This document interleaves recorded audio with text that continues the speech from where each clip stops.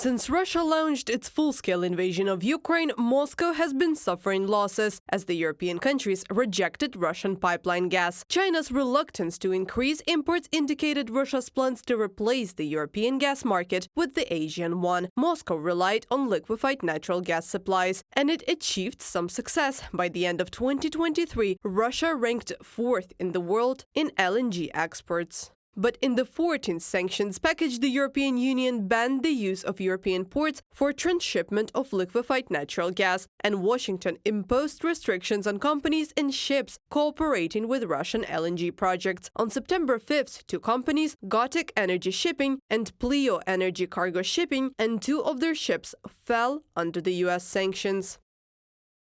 Arctic and Pleo Energy are the registered owner and commercial manager, respectively, of the LNG carrier New Energy. It used deceptive shipping practices, including shutting off its automatic identification system to load cargo from the U.S.-sanctioned Arctic LNG-2 project via a ship-to-ship transfer. We are also identifying one additional vessel managed and operated by Pleo Energy Mulan as property in which Pleo Energy has an interest. Matthew Miller, spokesperson for the United States Department of State, from a statement on the agency's website. U.S. sanctions against Russian LNG projects have caused many partners to refuse participate in them. Russia is forced to store gas from its flagship Arctic project, writes the Financial Times. In 1 month, according to ship tracking data and satellite imagery, 3 ships loaded liquefied natural gas from Arctic LNG-2. One of the Everest Energy vessels had to unload at the Siam floating gas storage facility in the Murmansk region. The other 2 vessels are still in Russian or European waters. Russia will have to work hard to maintain LNG export volumes, experts say.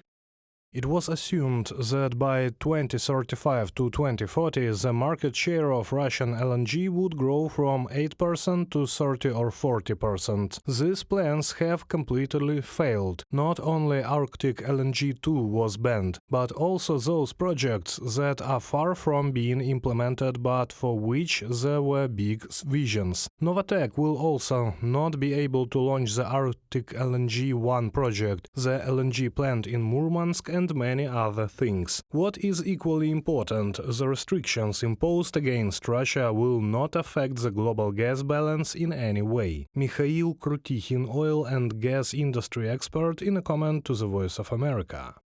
Despite such difficult prospects, the Russian authorities will not cut funding for the military-industrial sector. Experts have said the war against Ukraine is the Kremlin's priority.